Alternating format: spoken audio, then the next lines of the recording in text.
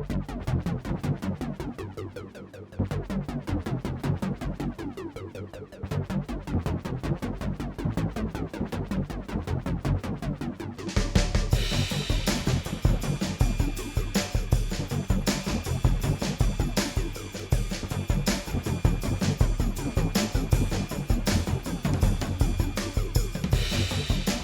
to the 500 Mile Podcast, back from hiatus.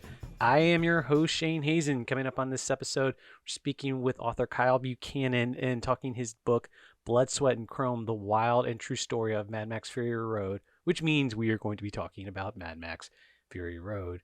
Kyle Buchanan is also writes for the New York Times. He is their pop culture and awards season columnist as the projectionist. But first up, what I watched this week. I just got out of seeing Top Gun Maverick, which is from what I could see was getting great reviews. And sure enough, yes, Tom Cruise and Christopher McQuarrie, give them all the monies to make your continually escalating third acts that get crazier and crazier. I know that sounded backhanded, but Christopher McQuarrie is working in rarefied air right now when it comes to blockbusters and spectacle. I am very much impressed. The one thing I'll say about Tom Cruise's performance is, I guess the word I'd use is it's exhausting to watch him act now. Like, you can feel him really push and try. And, so Top Gun Maverick, obviously the original has a ton of commentary about it.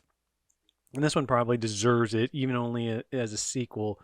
The biggest thing, the quickest thing I'll say, and leave the rest of the commentary for another day, is Tom Cruise's movie star, gung-ho, can-do, ubermensch successful persona that he puts on screen.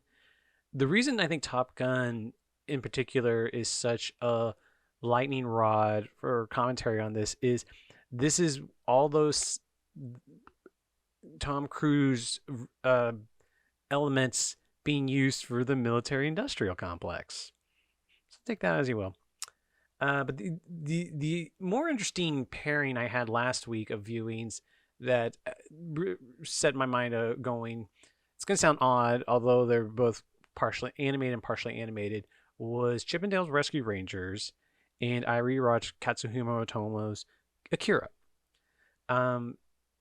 First off, Chippendales Rescue Rangers, it's Akiva Schaffer from Lonely Island, who the Lonely Island guys are great filmmakers, as their SNL shorts showed back in the day, and I was going to be Akiva Schaffer completist along with the Bash Brothers and Pop Star Never Stopping, which I never get that right. I think I got that right.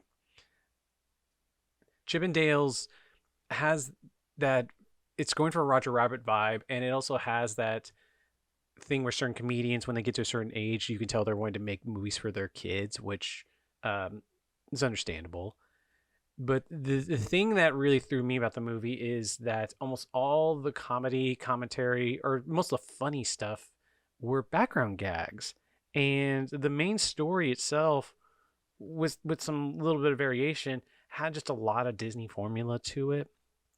And the background commentary was all about IP and all the movies being made right now just having to be based on some kind of existing form of advertisement that you already know, which sure has a subversive thing being put out on Disney Plus. But when you look at filmmakers this talented, it almost feels like the movie gave me this feeling of being trapped. I don't know. It was the reason Akira comes into it, though, was I've been listening to, we talk comics on here semi-consistently. I've been listening to the great comic book YouTube show podcast, Cartoonist Kayfabe, and they've done a few episodes on Otomo's Akira volumes, and Otomo also directed Akira the movie, on top of writing and drawing the original manga. And if you've never read the original Akira, it is just a testament to human achievement of detail and perfectionism, and just an accomplishment of what a single artist can do, of just breathtaking maximalism. And so it made me go back to watch the movie, which itself is obviously a filmmaking effort, but has like they invented colors for this movie. Like there's like like a few like 10 or 20 new shades of red that were invented for the movie adaptation of Akira. And the two guests on the Cartoonist Kayfabe episode that I listened to was about volume 4 and volume 5 and volume 6 were artist Frank Quitely and Jeff Darrow, who film people might know as he was a conceptual artist for The Matrix and the Wachowskis. And he was telling a story that he worked on the live action version of Akira and how all these amazing designs and drawings of cities, they wanted him to. When he worked on the American version of Akira, that live action that still has not come to fruition, they wanted him to redesign the motorcycles so it could match up with a motorcycle company tie-in. And the two together watching them is just, to use the phrase, I think Aaron Sorkin had this in a Studio 60 episode where art and commerce had always been fighting, but right now it feels like commerce is kicking art's ass. A movie like Chippendale's Rescue Rangers has this feeling of our corporate overlords are not only picking what movies get made, but what movies we get to see. It's just feels oppressive. But on to positive things, we will talk about a movie that has come through the studio system of an maximalist achievement, Mad Max Fury Road, which Blood, Sweat, and Chrome, Kyle Buchanan's book, is a great oral history of. It's both a really fast read, fun and comprehensive, but as we will go into the episode, some of you might know the stories behind it. Charlize Theron and Tom Hardy fighting, things like that. Long shoot. It is almost Heart of Darkness level. Just the level of tumult that they went through making this movie. So I hope you enjoy this episode.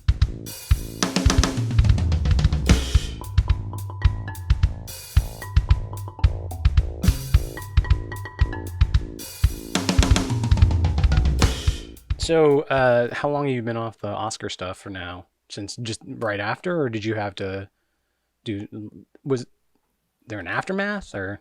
Yeah, you may have heard of a little Will Smith incident that happened at the Oscars. I'm unfamiliar with all this completely. No. Yeah, it's been two of the longest Oscar seasons ever. The two longest, and therefore the shortest off seasons. So it's been a lot. Also having written this book during one of those seasons and promoted it during another. So it's been busy. Going to Cannes in a week and a half. Obviously very fun. I'm not complaining about it, but I am eager for some sort of break. So we'll see. Oscar season sounds like a shit show. Oh, yes, very much so. And, sometimes that's what makes it really fascinating to cover. I'm not in it just for the sort of statistical precedents and all the other things that I think intrigue certain types of pundits. I'm interested in like what it all means and what entertainment means and blah, blah, blah. So there was no shortage of those things to unpack. And that's a good gateway point into figuring that out. If you're going to Cannes, are you going to see is 3,000 Years of Longing playing? Yes, I will be seeing that. Is it in competition? I forget. It's out of competition. Okay. Do you know anything about it yet, or?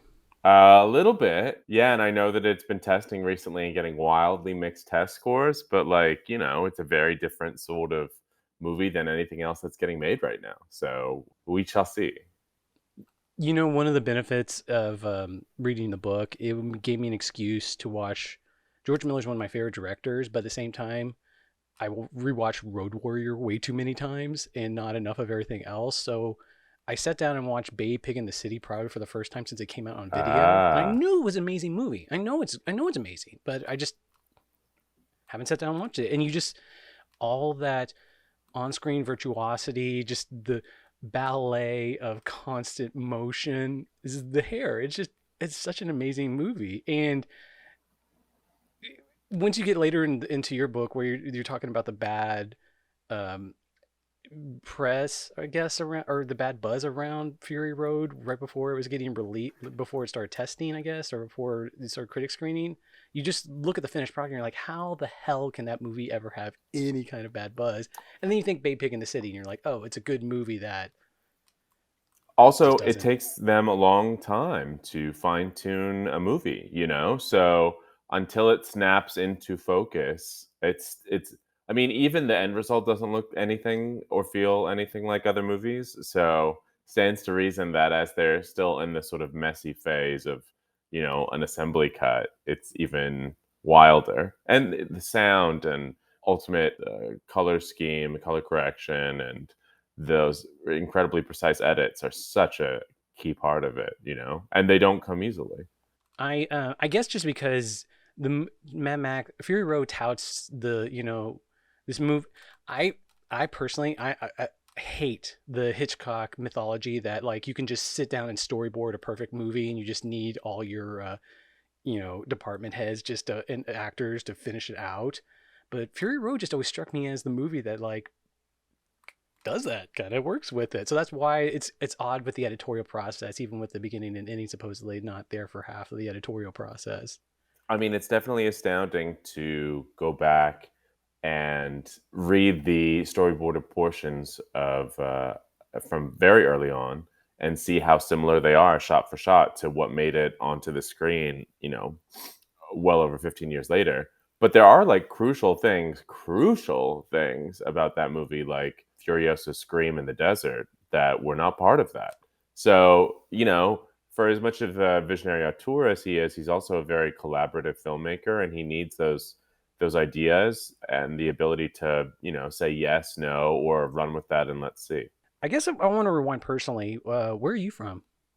I'm from Newbury Park, California. It's about 45 minutes north of Los Angeles. Okay. What kind of movies were you watching as a kid? Totally mainstream ones. I definitely had an interest in how movies were made. I was the sort of kid where if there was a assignment in English class to turn in a report on a book, I would make like a little video about it instead Mm. with my friends. But living in suburban Southern California, in the particular town that I lived in, I didn't know about really any sorts of other movies other than like the obvious ones that would get placed in front of a 10-year-old boy. It really wasn't until later that I got to dive into sort of more expansive horizons as far as movies go.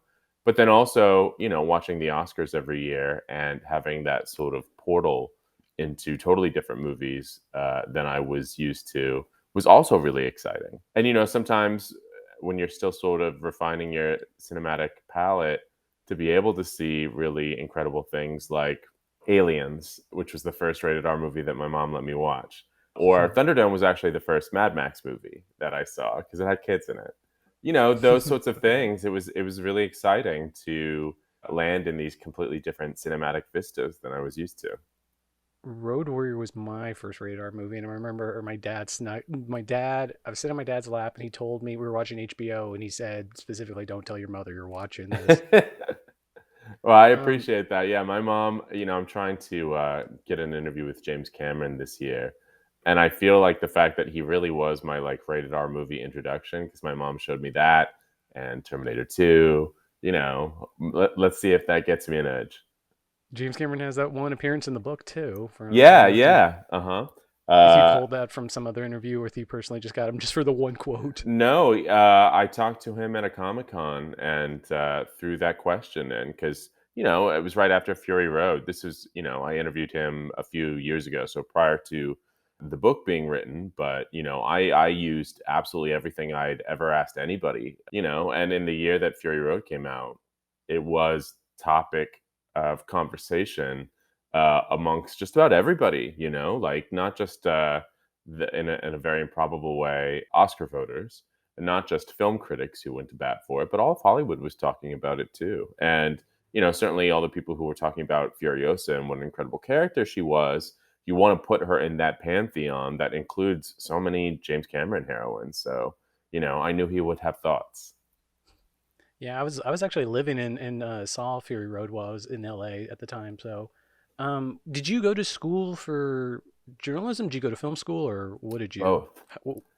I Okay. went to USC, and I was originally a print journalism major, switched into the film school, but continued to work for the newspaper and for my own webzine and other magazines. So it's really been sort of like a hybrid career because I've been so interested in movies, pop culture, that sort of thing. But also, I'm a writer. I can't help but write. Like, I can't help but sort of articulate my opinion by writing it down. So, to be able to carve out the career that I have, where I get to, see movies early, decide what we should be covering, try to get a sense for what people are going to respond to and feel is important, and sometimes also be able to move the needle in that regard, since, I work for the Times is really exciting. And you get to interview actors and directors who intrigue you, some of whom have been around since I've been falling in love with movies, and some of whom are newer to the scene. And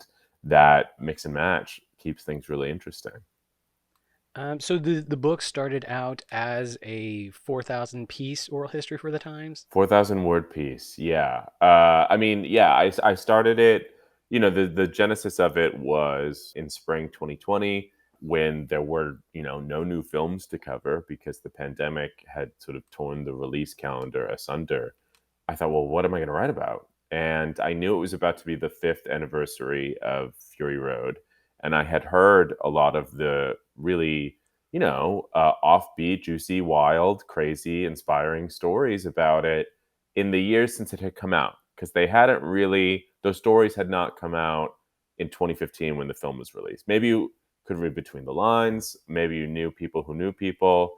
Maybe you could sense that the people who were being interviewed, the stars, George, whomever, were sort of talking around what really went down. But yeah, in the years since, I'd heard so much and felt like the right time to, like enough time had passed that maybe people would be a little more willing to speak freely. But then also, the film has only become like a more permanent part of the pop culture canon. Like, it really grows and grows and grows in esteem with every passing week, month, year, to the point where I'm very curious how Furiosa will do, because I think it could have a really tremendous box office performance based on all the people who've caught up with Fury Road since it came out. So I got about 2 dozen people, most of the cast, George, and some key behind the scenes players, and did this little, well, it didn't feel mini then, but compared to the book, a mini oral history. And 4,000 words, a lot of real estate. But honestly, having spoken to a lot of these people, I knew how many more stories there were. And everyone who worked on Fury Road, from the biggest stars to the less well-known crew members, have incredible stories because there just hasn't really ever been a set experience like it. So yeah, with the encouragement of some of my colleagues and my agent, Rick Richter, we went out with a book proposal in very late summer of 2020, and HarperCollins bought it.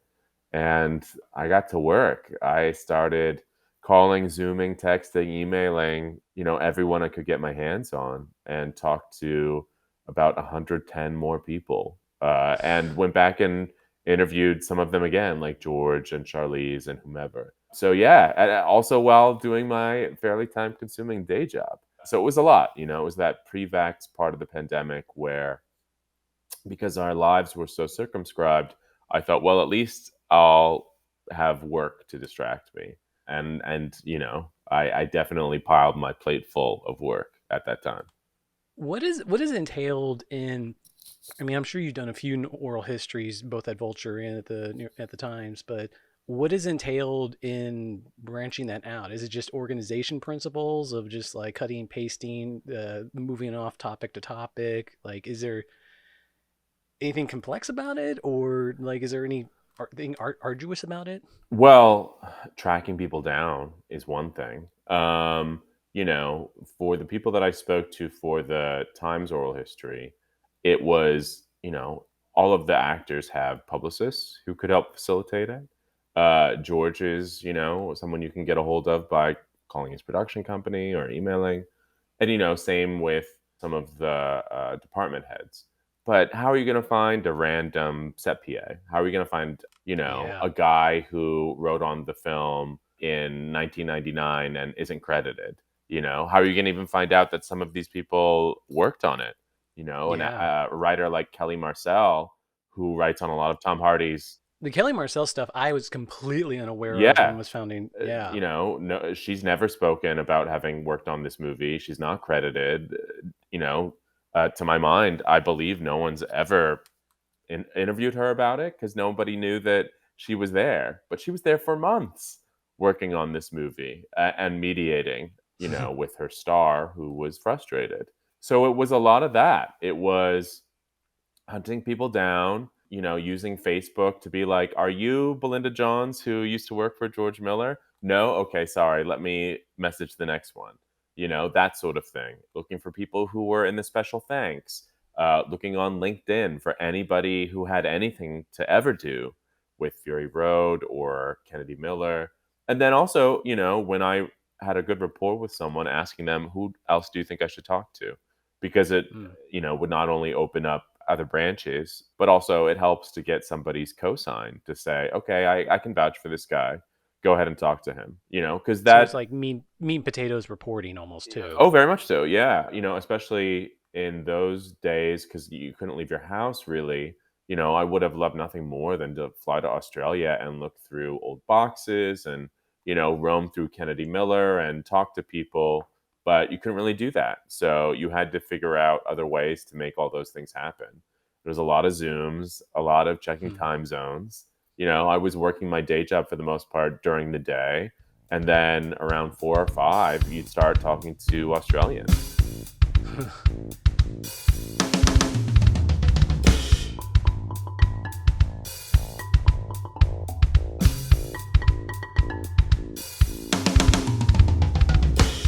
One of the key things that I think is really great about the book, and I've seen this on Twitter magnified, is that it just makes you want to rewatch the movie over and over again. I watched it again today, and I don't know if you use a letterbox at all, but I checked on mine. It seemed a low ball because it says I've only seen this movie 8 times, and I thought I'd at least hit double digits after Uh-huh. a certain point. But I mean, pretty early in the book, you have one of the. You also have it in the dust jacket. The Soderbergh quote is one of the like defining quotes of it. It's I don't understand how they're not still shooting, and I don't understand how hundreds of people aren't dead from that movie. Like, It's yeah. truly the So quote, right? He gave yeah. that quote. I think he was talking to the Hollywood Reporter a few years ago. He was talking about how he keeps studying Fury Road when he makes an action sequence just to kind of like get the vocabulary of the thing, understand it, understand cutting it, because, he shoots and cuts his own movies. And the film is a masterclass, but it's made at such a high level that you could watch it a million times, 8 times or more. I've certainly watched it a million times, and you'll notice different things because there's so much going on. The frame is so full, the ideas are so fulsome. So yeah, it's full of that, and definitely I think that Soderbergh quote, codified something that a lot of people felt about Fury Road. If I had gotten that Soderbergh quote myself, that could have easily been the title of the book. What was your first screening? I assume it was a press screening, right? It was well, so my first exposure to any footage of it was at the Comic-Con first footage presentation, which I do describe near the end of the book. Mm-hmm. And it was a pretty major moment because, for as much of a maverick auteur as George Miller was, and how fantastic the original franchise was, he hadn't made a live action film in forever. He was getting up there in years. There had been a lot of bad buzz. So, even the part of uh, the Comic Con Warner Brothers presentation that Fury Road was placed into, it wasn't like the marquee attraction. People were sitting in Hall H to wait for Avengers or whatever else was coming Mm. later down that pike. Um, But when they started showing footage, it was an incredible holy shit moment, especially because you're watching a lot of like subpar action, spectacle that weekend. And this was just so above and beyond and so different and so unique. So from then on, it was completely on my radar, um, even more so. And I saw the film for the first time, I want to say, a few weeks before it came out. I believe it was the very first press screening. Edgar Wright moderated the Q&A with George after, and then there was a little drinks thing with George. Um, and I truly remember my jaw dropping, like literally. I think it's the only time my jaw has literally dropped. It just hung out of my mouth, like, holy shit, this is beyond, What was your expectation going into the press screening Well, after Comic Con, I guess? But expectations were raised by the Comic-Con footage and that first teaser trailer, which is really incredible. So they were high. Honestly, okay, my expectations had gone from wait and see to high. And it just met those expectations and exceeded them. As soon as I saw the Doof Warrior in his red onesie with the guitar shooting fire, I think that is when my jaw dropped, because not only is that incredible, and metal as fuck, but it's an indication of how far they were willing to push it. I saw Doctor Strange 2 last night, and that movie is beholden to a lot of like what all the Marvel movies have to be beholden to, but in its most successful moments, it just like goes for broke in that way that Sam Raimi does. Like, it rides the line between ridiculous and giddy. And sometimes you got to ride that line. Sometimes you got to dare to, because so many action movies or studio movies, period, are shot sort of indifferently and boringly, and are assembled in a computer, and are made by Sundance graduates who come on board an already existing enterprise that is largely handled by second unit directors and previs people. mm, So you don't get that auteur stamp on action in the way that you used to, when you had a lot of really incredible men and women who were making stuff that felt, like only they could do it. So yeah, I just there wasn't a single thing about that movie that didn't continue to blow my mind, and it ends so well, and yeah, I thought it was so incredible. I walked out of it practically shell shocked, went and had a drink, talked to George, and schemed until I could watch it again, honestly. I think you mentioned in the book that by the time it was press screening, that the reputation was starting to spread, that how good it was. And I remember when I saw it on, I can't remember if I saw it opening night or I saw it the Saturday. I saw it in 3D, and it was an LA crowd, but we all knew it was going to be a masterpiece. And so you went in with not even those high expectations. You were just more like, I think this movie's going to confirm it, or we're in it for something. And I remember it was after the dust storm, that fade to black at the So end of the good. dust storm. Yeah. Oof. Everyone, like, there was this moment of silence, and someone at the front just let out a little woo like that, and the whole crowd started laughing real hard because we were all feeling that. That's the moment where Bong Joon-ho says that he cried while watching it for the first time. Um, yeah, it's an interesting thing because it was screening for press a few weeks before it came out, and they were gaga for it, but hemmed in because it was premiering at Cannes, and no reactions could be published until Cannes. And the Cannes premiere was mere days, the same week, I think probably like the Monday or Tuesday of the movie coming out on a Friday. So it didn't have the luxury of like weeks of people saying this is maybe the best action movie ever made or up there. But it had a lot of people clearly chomping at the bit to say something about it. So I think that buzz was getting through, although I do wonder if it weren't hemmed in by that Cannes embargo, if it might have opened a little bit better, if Mm, people might have gotten behind it a little earlier. mm. I was being Road Warrior being such a big movie for me. I remember I don't remember. I think it's on the Blu-ray right now, but it opens with this Leonard Maltin introduction. Road Warrior does, and he talks about. I think this is in that introduction, but he talks about how Road Warrior's last car chase broke Stagecoach's record by his estimation as the longest action scene at the time. And then I think a few years later, one of like the one of the Transformers movies that was made during the writer's strike had a 45-minute action scene, and it's an unwatchable. Who cares? But when Fury Road was first talked about back in, I guess the first announcement was '98 would have been if it was going to be Mel Gibson or not. Like they've said from the beginning, this movie's going to be one straight car chase. So I just knew from the beginning that at least it's George Miller making a movie that's a car chase. He's going to make a narrative out of an entire car chase. Like that alone was, I just couldn't wait for that. Which is incredible, but then also the reason that he's such a master and the reason why Margaret Sixel is so fantastic as an Mm. editor is because it's not just a car chase. There are peaks and valleys, and there have to be them. There are quiet parts, there are slower parts, there are parts of consideration.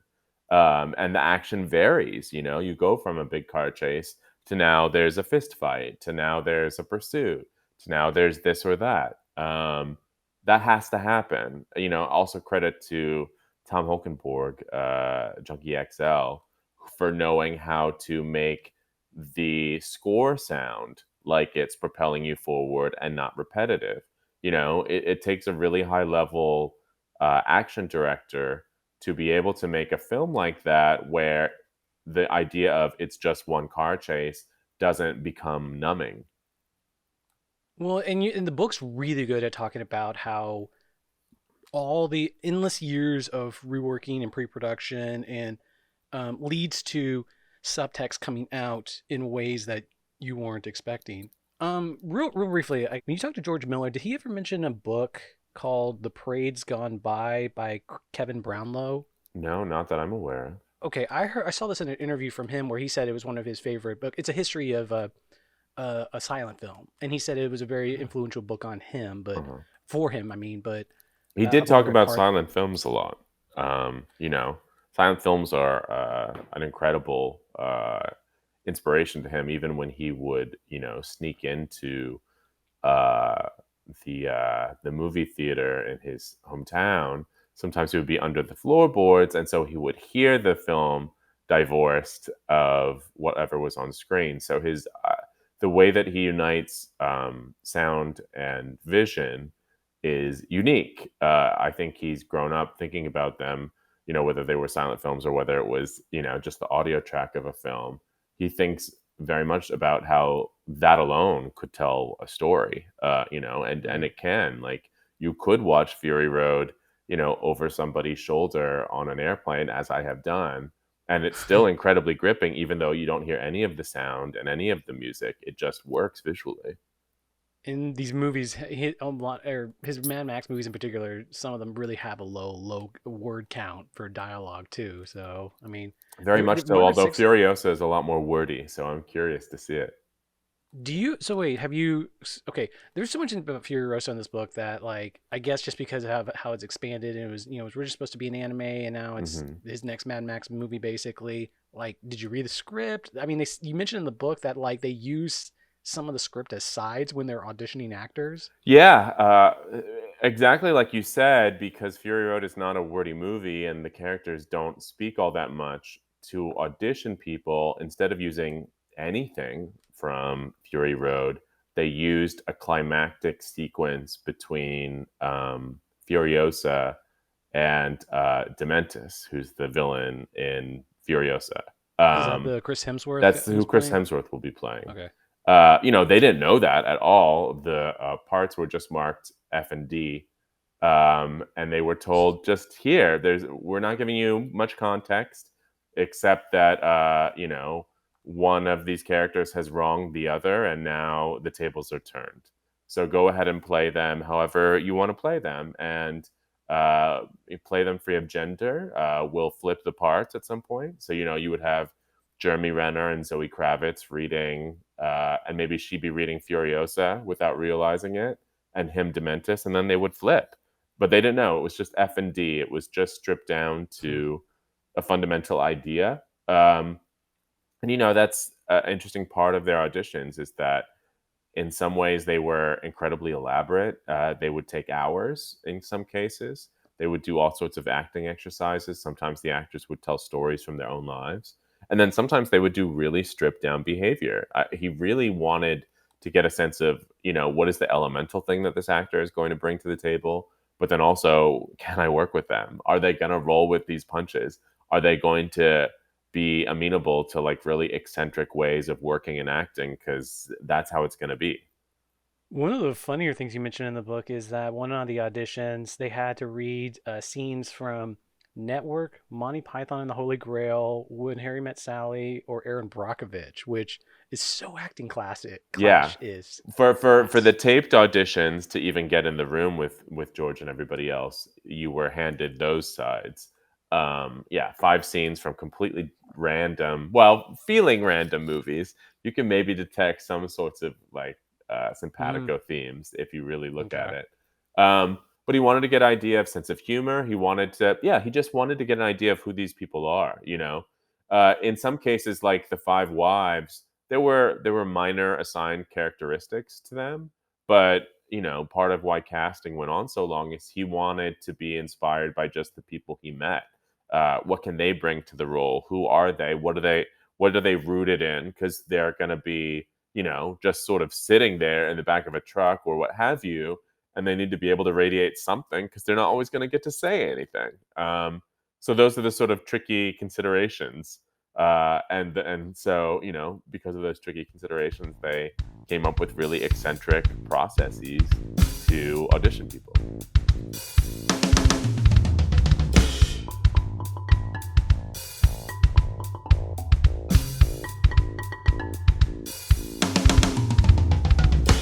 One of the cooler things is that that supposedly paid off was him auditioning camera operators.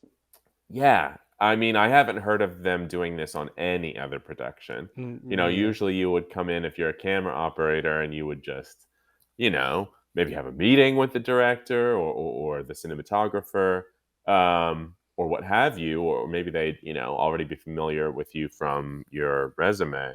But on this one, they they had the camera operators audition practically like they were actors. They set up a soundstage situation in Fox at Fox Studios and built the war rig, filled the soundstage with sand and huge fans, made it super noisy, cast these extras as sort of like stand-ins for Furiosa and Max and the wives. And the camera operator had to grab shots and have George on a walkie-talkie and translate what George was saying, what kind of shots he was saying to get. And based on that, they would decide not only who's capable of following George's orders, but who can work in that kind of pressure. Because at that point, George was going to probably be directing from kind of like a pod, and didn't know, how much he would be like literally right there with the actors. And then also, the cars are driving. The cars were actually driving so much of the time. And the only real emissary from the crew that would be there with those actors was the camera operator. So you need somebody who's going to be able to A, effectively translate George's wishes remotely, and B, mesh well and be a good enough personality that those actors are okay with the camera operator. But yeah, totally fascinating. I truly have not heard of any other situation where crew members were auditioned like that, and that is a thing you do when you have an eccentric, powerful director who also is willing to spend. I was reading that and thinking 1976 Coppola's got to be jealous of how effective that is. Well, Yeah. it came up quite often, the comparisons to Apocalypse Now. Um, and it's a funny thing because, for as arduous and as crazy as this set experience was, I would say a huge chunk of people that I talked to consider it like the best experience of their lives. They would go back in a heartbeat and do it again. It was so creatively fulfilling. those are mostly crew members.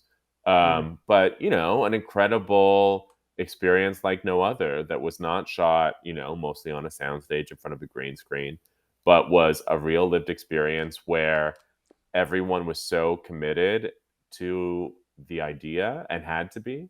And so many encouragements were made so that the lives and the ideas and the themes of the characters would bleed into the people making it. Then how can you not look back on it and be like, wow, holy shit? But then, there's a lot of other people who think that it was so arduous, it's hard for them to even watch the movie. Charlize had watched the movie initially at the premiere, and George had screened it for her earlier. But I remember while I was writing the book, she did a charity screening of it in summer 2020, and she said it was going to be the first time that she had watched it since 2015.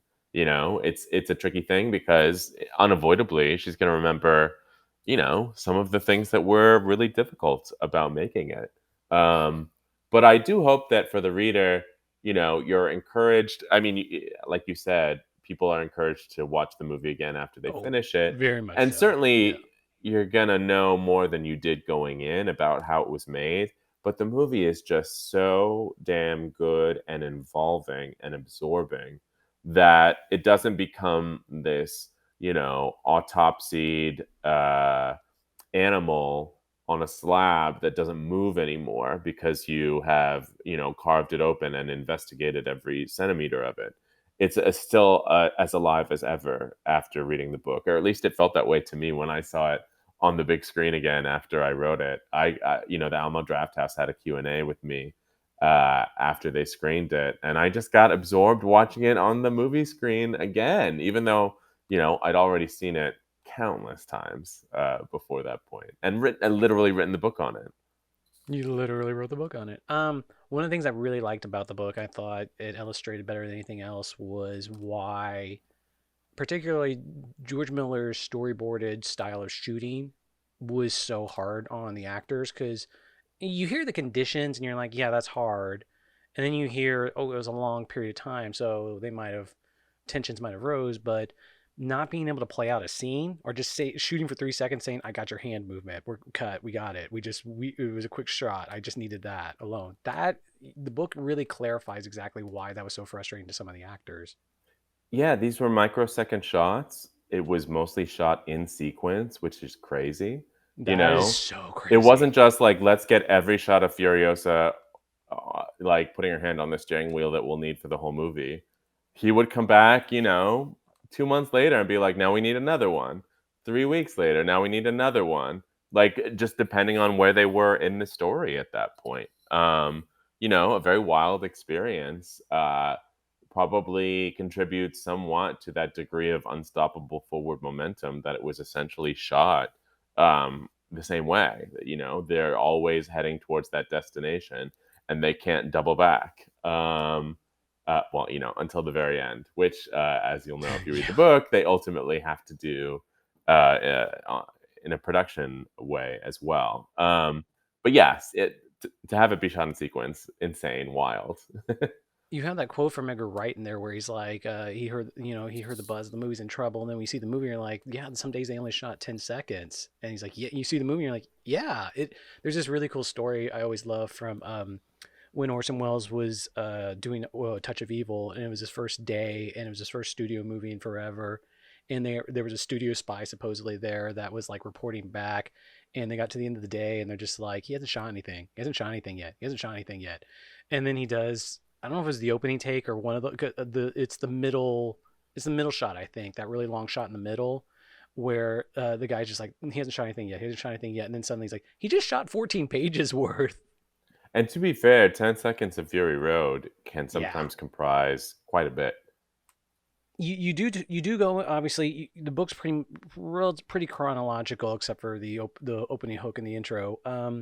The 2003 version, the Mel Gibson version, I mean, I feel like the book kind of even though it's through other people, do you get the same sense they did that this would have been maybe not had the same impact if Mel Gibson was in it and it was released 15 years earlier?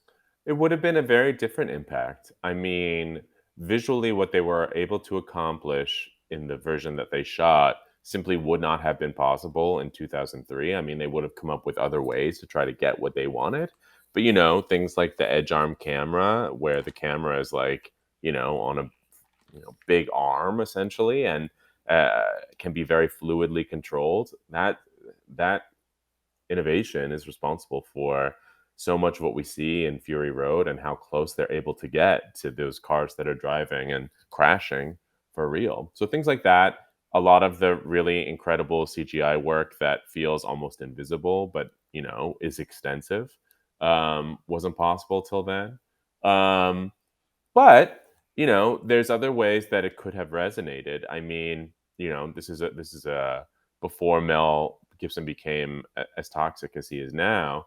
The idea of him returning to that role, years later as a sort of more grizzled version, we're seeing that now with a lot of legacy sequels, right? Like, go Right. back to The Thing That Made You a Star and see what you can mine from it. Jamie Lee Curtis and Halloween, Tom Cruise with Maverick, with Top Gun Maverick. So it could have been really interesting to see Mel Gibson kind of be one of the first people to do it. And it really was, Fury Road really was conceived as like the capper, that he would start this movie, having like all the years since we had seen the Mad Max character in Thunderdome, he'd been out there in the desert going steadily crazier and crazier. So the idea of him engaging with these women, was meant to be like he realizes there's still a reason to embrace civilization and to care about people, And I think certainly you get that impression from Fury Road as it is now, but it's not drawing on history necessarily. You just, you understand it about the character, but there isn't that pop cultural weight to it. And in fact, I think that, a common complaint that you hear is especially from men, is how passive, right? Quote unquote passive Max is. That it's the women's picture and that he doesn't do much until the second half of the movie, which was very much by design and very much the purpose of, the Mel Gibson incarnation, where, this is a guy who'd been beaten down by being in the wasteland for like over a decade. Um, and doesn't want to fight for the women, just wants to get out of there, just wants to avoid everything. So it would have maybe been pretty powerful to see him shirk that responsibility and then rise to it near the end. So it's hard to say. But yeah, certainly all the technical aspects of the movie that still seem so incredible now just simply were not possible in 2003. There's you have the anecdote that Edgar Wright relays secondhand, where he says he was talking to Tarantino about the movie, and Yeah. Tarantino was refusing to see it, and they got into a heated conversation over it. And then later, he asked Tarantino if he saw it, and he's like, "Yo, yeah, it's a masterpiece." Yeah, yeah. But the reason he would, sorry, I messed that story up. The reason he wouldn't see it was Is because, because Mel Gibson wasn't in yeah, it. Yeah, I mean, there were people who felt very strongly about it. There were Australians who were mad that he wasn't replaced with another Australian, and they tried. mm, George Miller wanted Heath Ledger, who passed away, and then he just threw the door wide open and was willing to meet with everybody from around the world. It's actually kind of interesting because so much of the voices that we hear are done, in ADR because of how obviously noisy it was on that set. So you've got Tom's natural British accent. You've got him aiming at something a little bit more neutral and rumbly, and but also Tom Hardy-ish in that it's a grumble and you have to decipher it.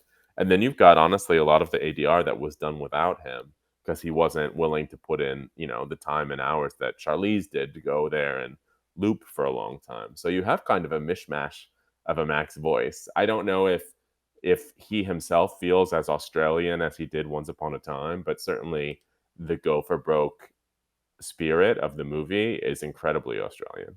isn't that? But wasn't that part of the classic? Like, I mean, the first Mad Max was redubbed for America. Yes, it was, and to the point where Hugh Keys-Byrne, who plays the villain in the first Mad Max and came back to be Toe Cutter, or, who plays Toe Cutter in the first Mad In the Max first and one. came back to play Immortan Joe, the villain in Fury Road. He didn't speak to George for a long time because he felt betrayed by the dubbing in the American Really? version of the first Mad Max. And it really wasn't until George wanted to work with him again, so he could play Martian Manhunter in Justice League when George was going to direct Justice League, that the two of them kind of like buried that hatchet and came back together. And it's a fortunate thing they did, because that meant that he could play Immortan Joe in Fury Road, and he's terrific in it. There's this really charming. I don't remember if it is right when Fury Road came out, but the Draft House had one of their interstitials of the two of them together, and Yeah. George Miller starts directing him. Yeah. It's really cute.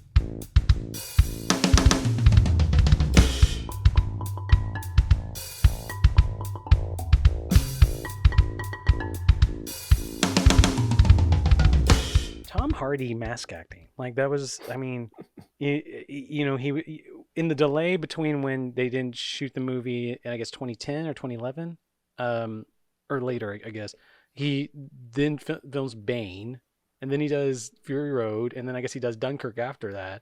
Like he's been in multiple movies where his lower half is covered and he's acting with his eyes. Well, Tom Hardy's relationship to his entire physical being is something that you could probably write a book on.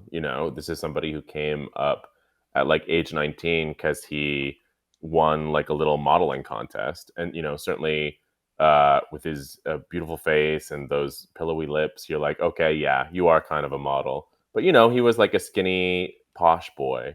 Um, It with still blows my mind. This is the villain of Star Trek Nemesis. Yeah, I mean, and I think he was trying to get like posh uh British, villain shit, those sorts of roles, and just nothing was clicking. Really nothing completely clicked for him until he physically transformed himself for Bronson, the Nicholas Winding Refn film, where he put on so much weight and so much muscle.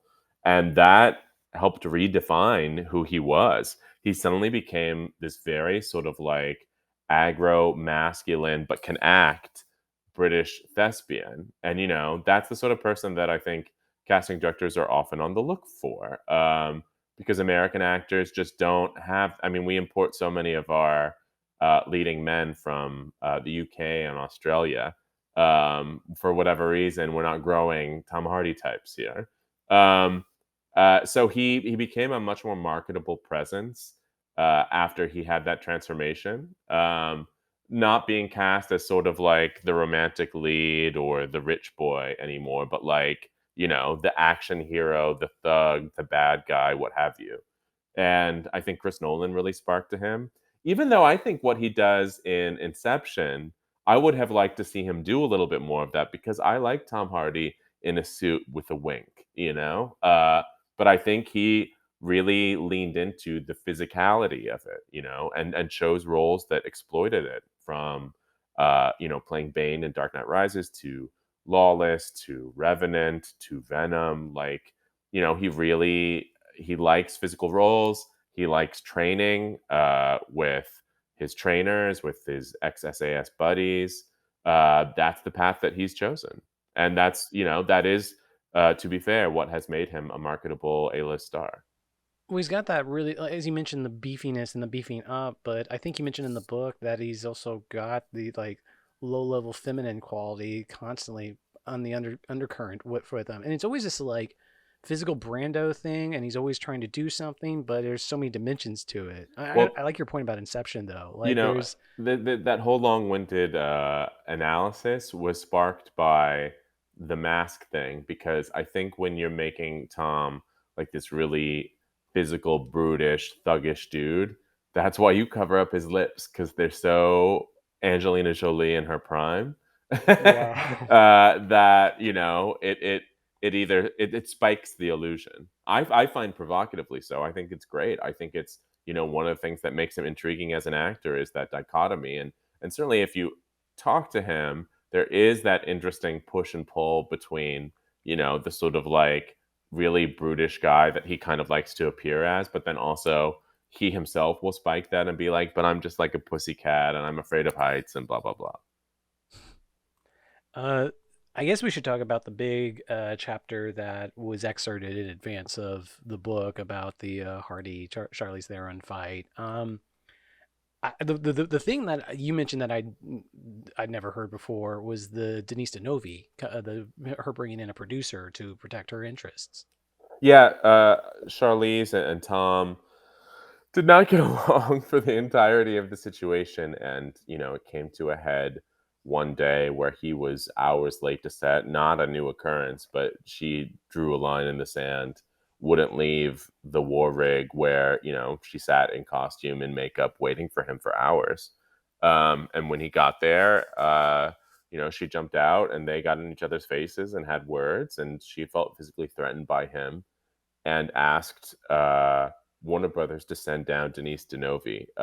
She's a veteran producer who Charlize felt could mediate for her, help protect her, add some, female energy to the mix, be a high-ranking woman in a set that was, mostly dominated by men.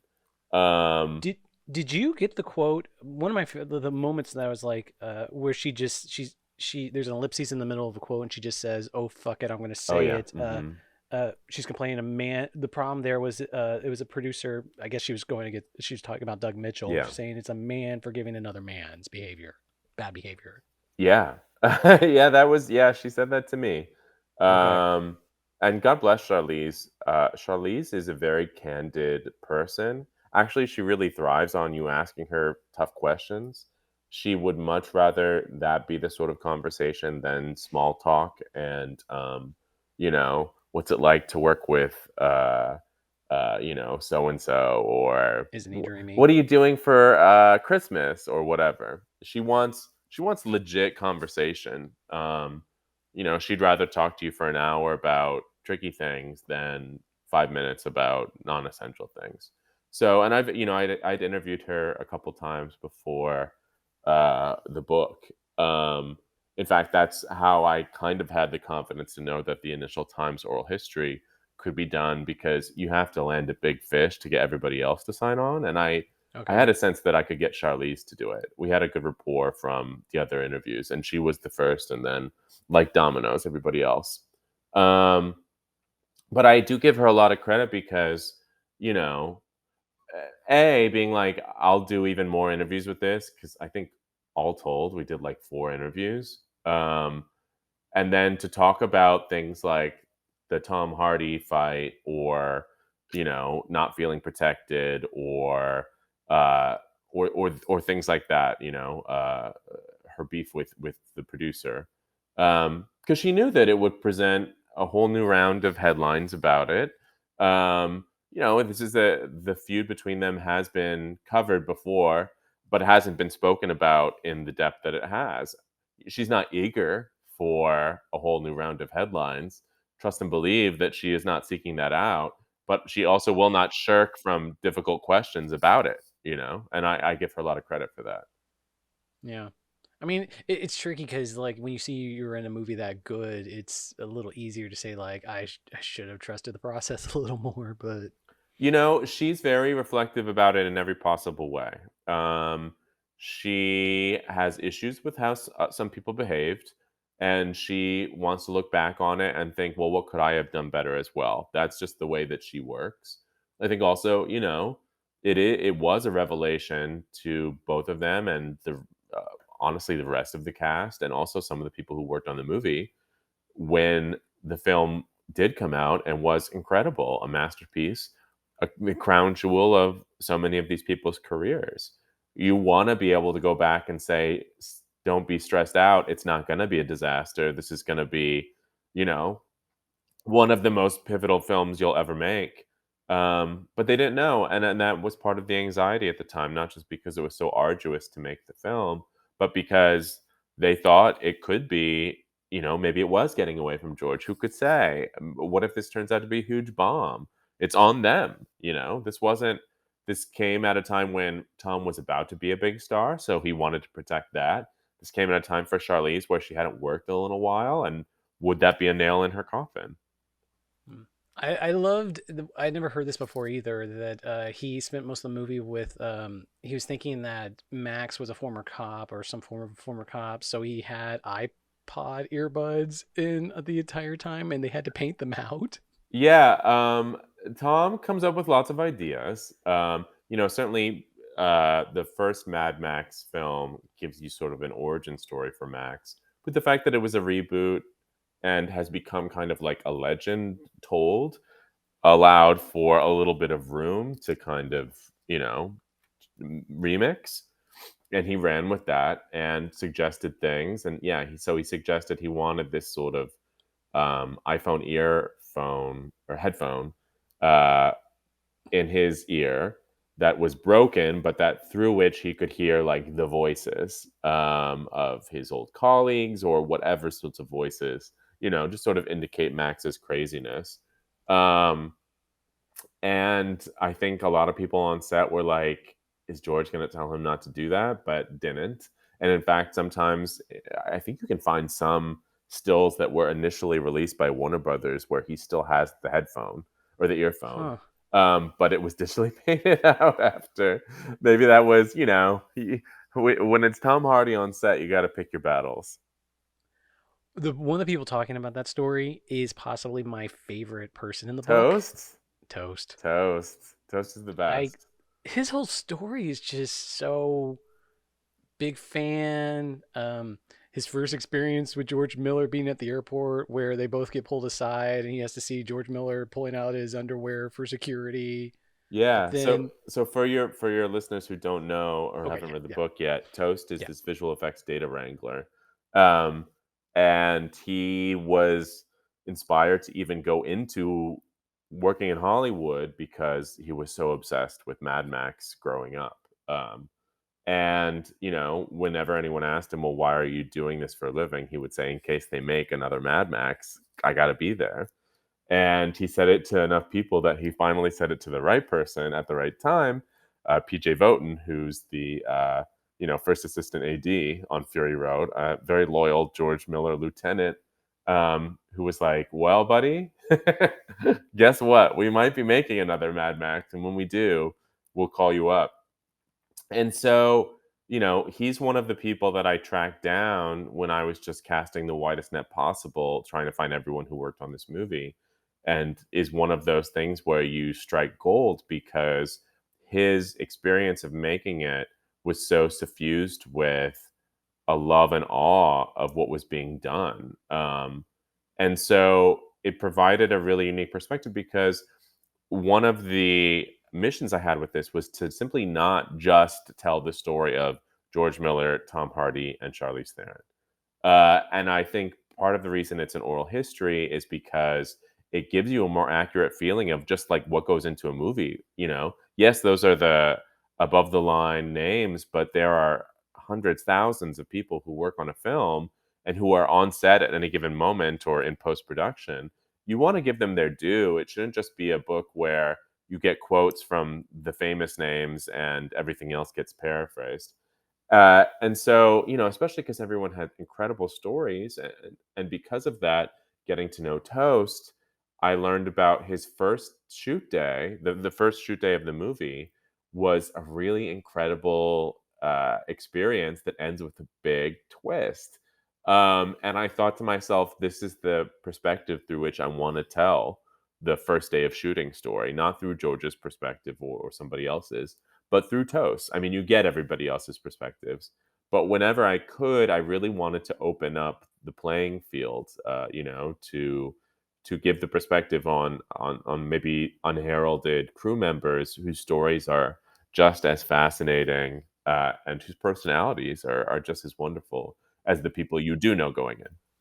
I looked up Toast's filmography, and he's worked on some cool movies. So it's his enthusiasm for this in particular. Like all of us who are lucky enough to have worked on a movie that like feels good, or someone that we respected back in, like that was a hero of ours, and the hero turns out to be worth the worship. Like very few of us have those stories, and this like continuing the hook way of not telling the story. His last story, his last day on set with George Miller. Yeah, That's another amazing story to yeah, me. and Like, what George writes on his storyboard but packet. George's reaction afterwards Yeah, too. yeah. Toast is a really wonderful, earnest guy, and as are many of the people that I spoke to. It's an interesting thing. you would have thought maybe some people would be a little more clammed up, but the experience of making this movie and the time that has passed since it, people wanted to talk. I think people have been carrying around these stories for a long time. Certainly, probably telling friends and family. Um, Mm. I did think like, okay, well, maybe the crew members are going to be the only ones who tell the whole story, but everyone was so candid. You know, Charlize, Zoe Kravitz, George, to some extent, even. Talked about things that he'd never talked about. And yeah, like I said, for a lot of people, this was a really profound experience, and certainly for Toast, it was. Another crew member I liked stories from in the book was Guy Norris, the stunt coordinator, Yeah, who I guess he's the guy that did the flip in Road Warrior, where he almost died if he right. hadn't. And his sons come on to the movie. Yeah, and play war boys, war pups, because they were teenagers at the time. Yeah, stunt performance runs in that family, and like you said, Guy worked on Road Warrior, got really mangled in A Stunt Gone Wrong, but still had to return to that movie in production on his crutches and shoot some more stunts because he was just so good at it. He came up in the day where you learned at the feet of incredibly wild, dangerous people how to do it. And so that's one of those things where, he would like to think that Fury Road will be influential and that action movies will follow in its footsteps, but they won't. They haven't. We've already seen it. There's not a lot of room for them first. You know, the principal ways that you get to make a big action movie now are part of a pre-existing franchise that are usually shepherded by executives, not by auteurs. So there's that, but then there's also the fact that George and Guy are of the age and have the legit bona fides because of their age, where they remember doing all this for real. They have the expertise to know what can be done and what can't. What can be done in a computer and what can actually be pulled off and be more powerful because of it if it's done for real. And that is simply a dying breed. And in 30 years, those people won't exist. Hmm. And you won't have the people who have the practical know how of how to execute those sequences, even if you wanted to.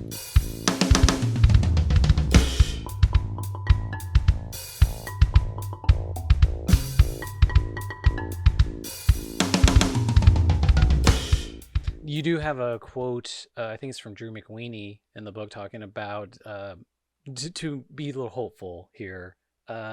That some 9-year-old's going to see Fury Road and be like, "That's the movie that made me want to make movies and make the next Fury Road from that." So whether they I have stunt expertise, Well, yeah, I mean, listen, if Fury Road was the movie that I had watched at age 10, I would have been, just as obsessed with it, and it would have been just as formative as it even was when I was an adult watching it. I just bemoan the fact that it feels like there are few ways for people to really deliver on what Fury Road gave us, that it mhm. still stands alone, that it feels like the only thing that could possibly come along that's even somewhat similar to Fury Road is Furiosa, they're the prequel that they're going to shoot. Like, you wish there was Do more you, room, but where is that room? Is it in the MCU? Is it, on some Netflix forgettable action film?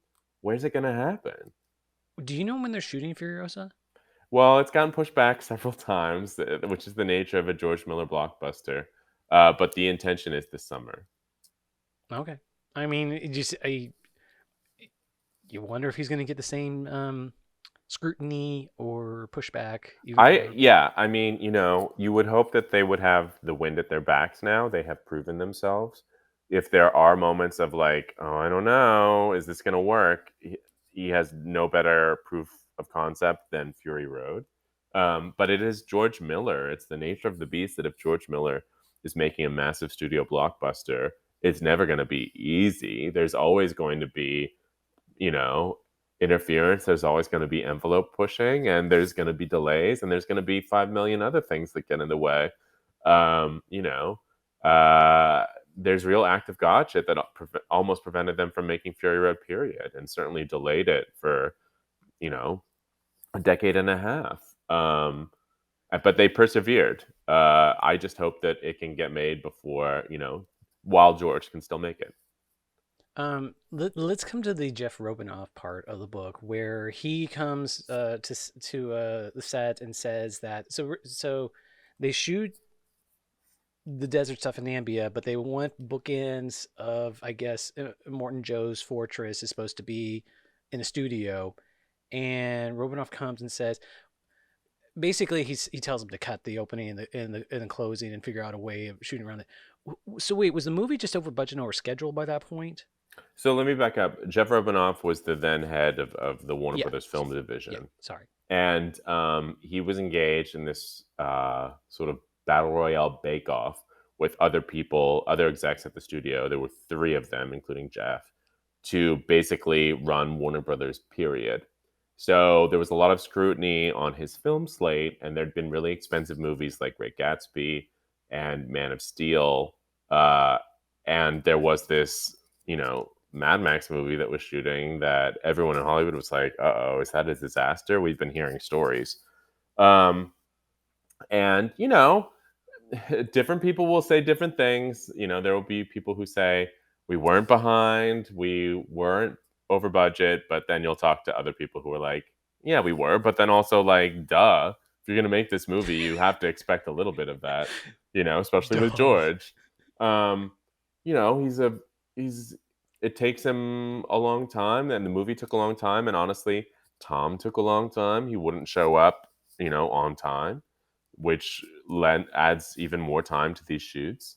And then the fighting with Charlize. So yeah, Jeff Robinoff flew to set in Namibia, and they still had several weeks to shoot in Namibia, and then they were going to go to Cape Town to shoot interiors, which was basically the Citadel scenes. So, like I said, it was shot in sequence, but it was shot in sequence from the moment the war rig leaves the Citadel on. And what they needed to still shoot were all of the scenes of, Max in the Citadel in the first act, the Immortan setting up everything about the Citadel, and then obviously the return to the Citadel, where they reveal the Immortan's dead body and ascend into the Citadel to rule it themselves. All of that still had to be shot.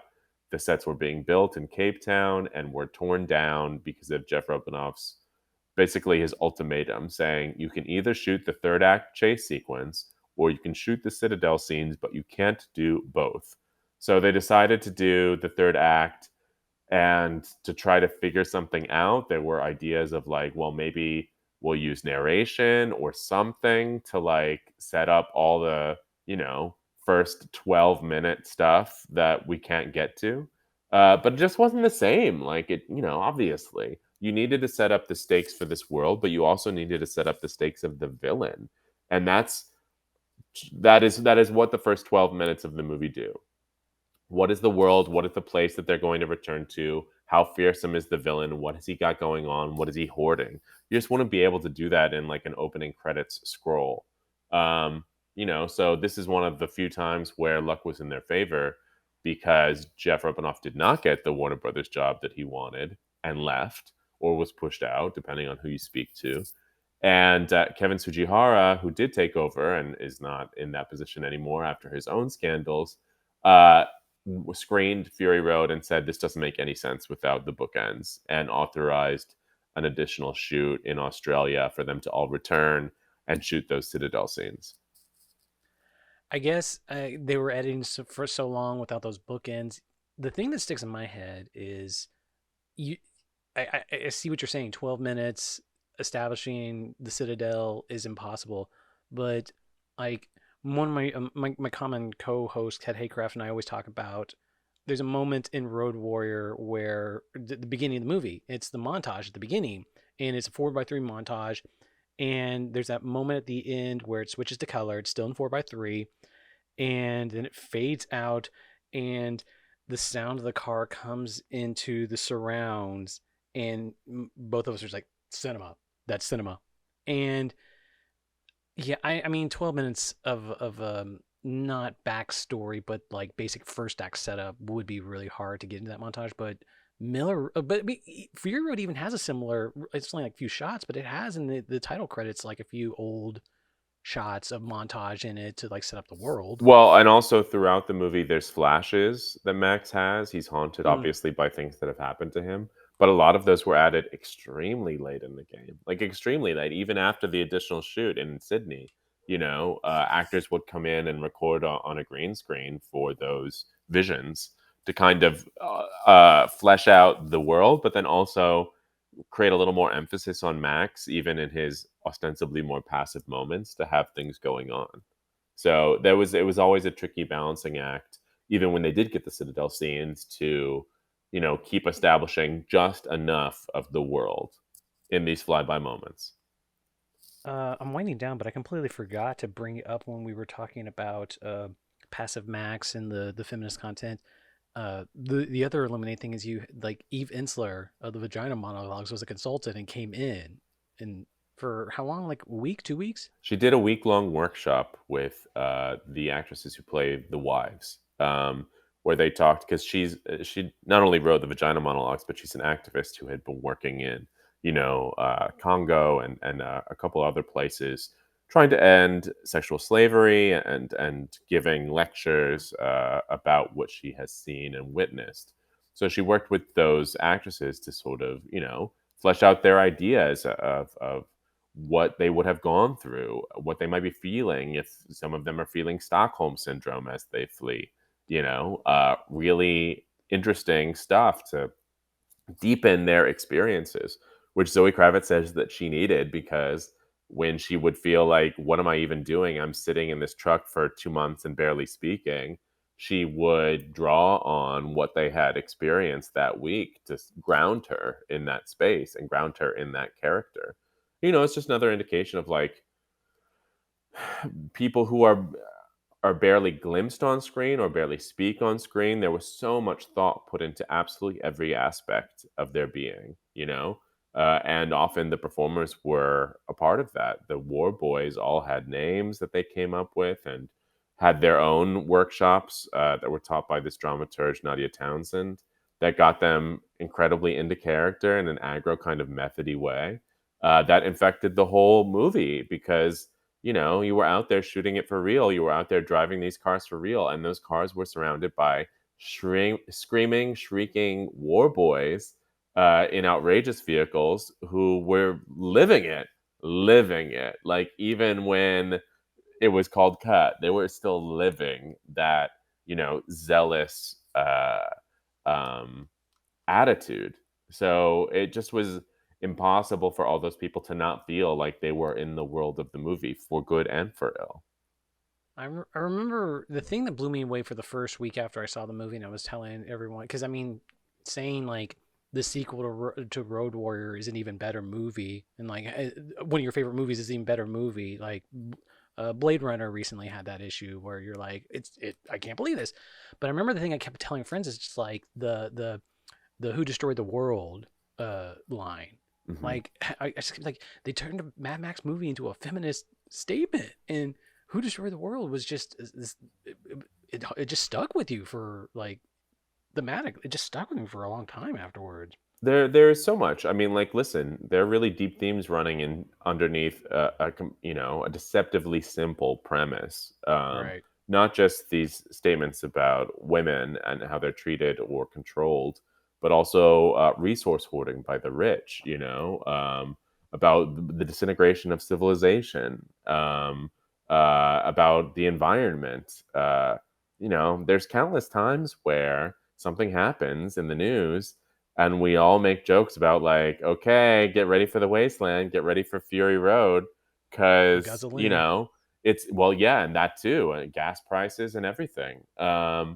It's very remarkable how much this movie, which could have just been the most wafer thin car chase film with incredible stunts, but like nothing underneath, has actually so much under the hood.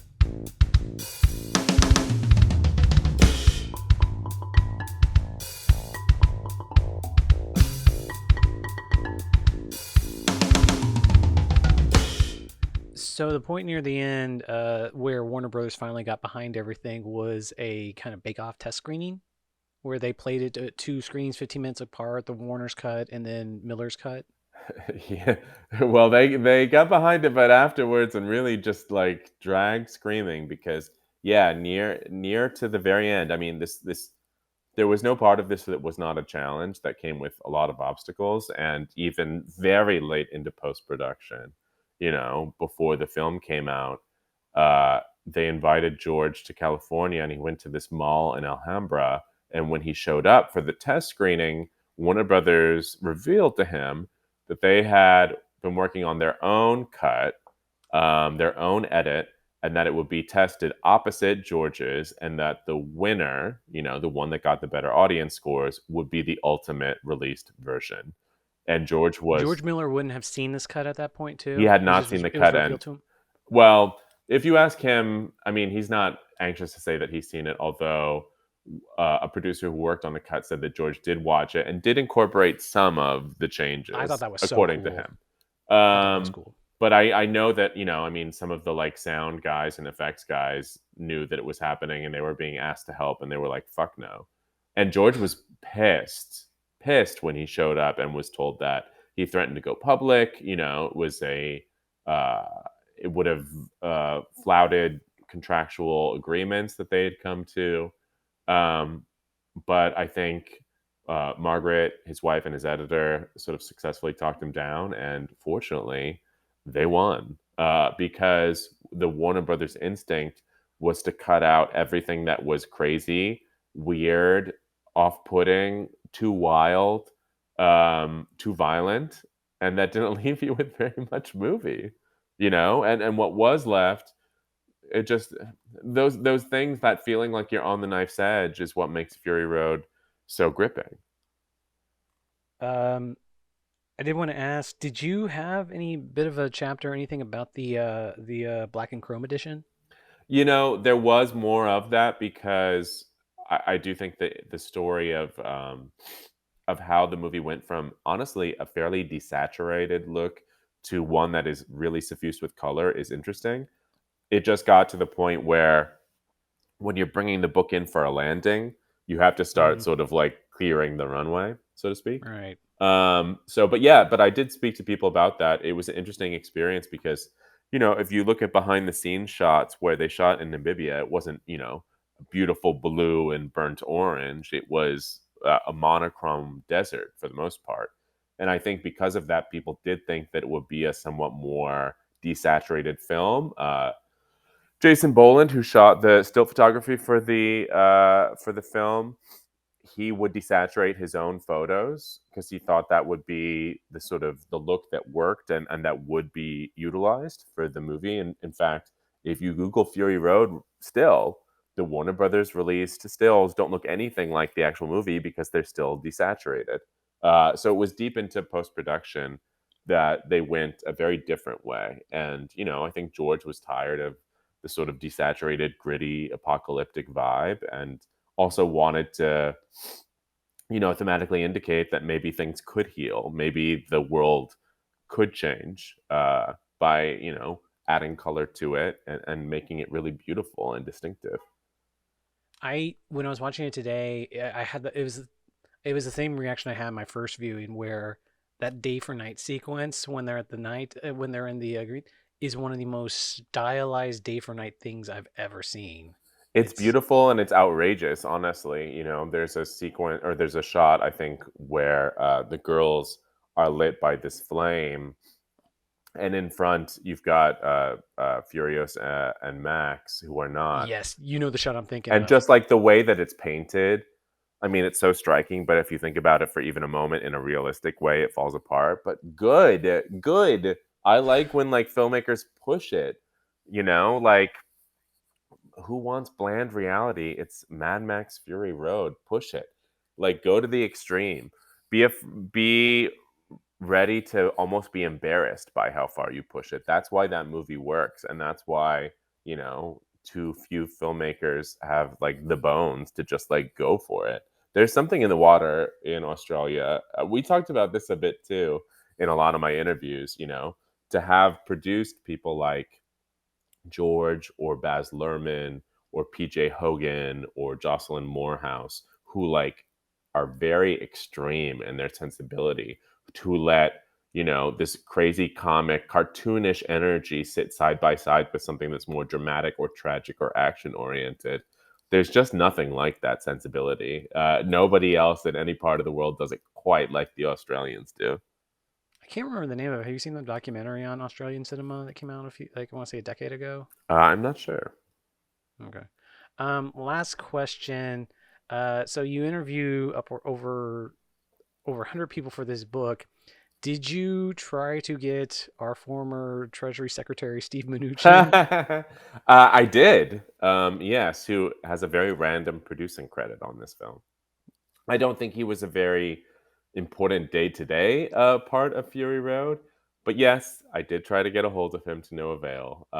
Just as I did with Jeff Rubinoff, who I don't think was Okay. eager to talk about that experience. Yeah, a very random thing where you watch it and you see that name and you're like, "Buh."